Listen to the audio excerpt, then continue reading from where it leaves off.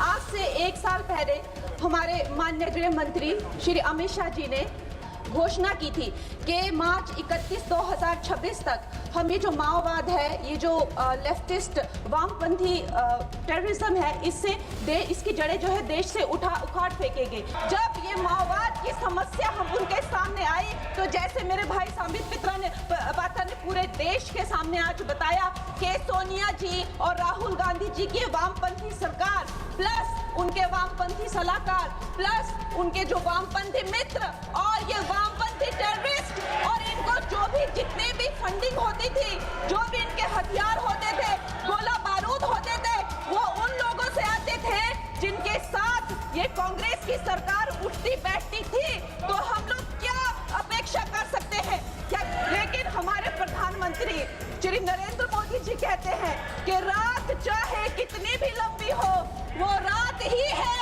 सवेरा होना निश्चित है।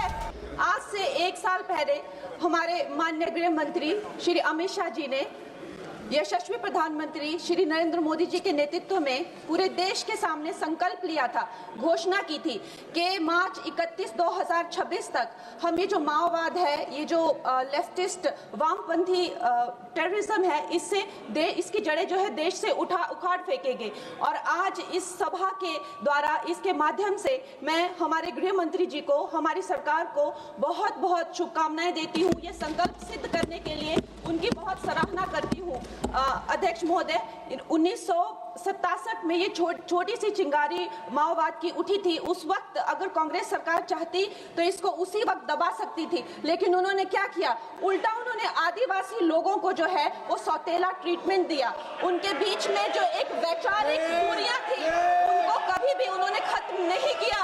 और जब ये माओवाद की समस्या हम उनके सामने आई तो जैसे मेरे भाई संबित पात्रा ने पूरे देश के सामने आज बताया कि सोनिया जी और राहुल गांधी जी की वामपंथी सरकार प्लस उनके वामपंथी सलाहकार प्लस उनके जो वामपंथी मित्र और ये वामपंथी टेररिस्ट और इनको जो भी जितने भी फंडिंग होती थी, जो भी इनके हथियार होते थे, गोला बारूद होते थे, वो उन लोगों से आते थे जिनके साथ ये कांग्रेस की सरकार उठती बैठती थी। तो हम लोग क्या अपेक्षा कर सकते हैं? क्या कोई समझौता इनके बीच और वामपंथी उग्रवादियों के बीच हो सकता था? नहीं हो सकता था। और उसका क्या परिणाम हुआ कि ये जो वामपंथी उग्रवादी हैं ये बिल्कुल आउट ऑफ कंट्रोल हो गए। इन्होंने खून की नदियां बहा दी, इन्होंने 16,000 से ज्यादा अटैक किए, इन्होंने 2,000 से ज्यादा सुरक्षा कर्मियों को मार डाला, इन्होंने छोटे छोटे बच्चों की जो है वो जिंदगियां ले ली, वहां पे नरक बना दिया। इन्होंने तीन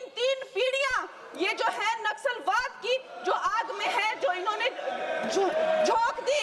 और जब इसके अंधेरे में पूरी तरह से जो ये क्षेत्र है जो डूब गए, जिन छोटे छोटे बच्चों के हाथ में लैपटॉप और कलम होनी चाहिए थी उनके हाथों में इन्होंने बंदूकें दे दी। अध्यक्ष महोदय, इन्होंने जब पूरी तरह से उनका भविष्य खत्म कर दिया तो पूरी तरह से अंधकार में तो अपना हाथ झटक लिया। इनको रेड कॉरिडोर बोल के, नो गो जोन बोलकर जो है पूरे देश में बदनाम कर दिया। हम भी फिल्म इंडस्ट्री में हम सोचते थे कि इतने अच्छे जंगल हैं, वहां जाके कोई गांव की शूटिंग करते हैं, अच्छा कोई गाना बनाते हैं, लेकिन उस टाइम की जो व्यवस्था है वो क्या कहती थी? अरे ये जो आदिवासी लोग हैं ये बड़े ही उग्र होते हैं, ये देश के साथ नहीं रहना चाहते, वहां शूटिंग मत करिए। खुद की असफलता छुपाने के लिए इन्होंने पूरे देश से जो है आदिवासी समाज को इन्होंने आइसोलेट कर दिया। लेकिन हमारे प्रधानमंत्री श्री नरेंद्र मोदी जी कहते हैं कि रात चाहे कितनी भी लंबी हो वो रात ही है, सवेरा होना निश्चित है।